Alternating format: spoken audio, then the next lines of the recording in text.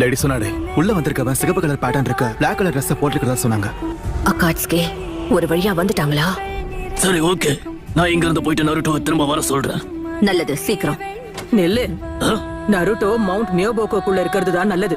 ஏன் அப்படி சொல்றீங்க? நருட்டோ இப்பவும் சின்ன பையன்தான். எங்களை என்ன பண்ற? இன்னும் எவ்வளவு நாளைக்கு தான் அவனை நீங்க குழந்தை மாதிரியே நடத்த போறீங்க? என்னது? போர் வரும்போது மட்டும் பயன்படுத்துறதுக்கான ரகசிய ஆயுதம் இல்ல அவன்.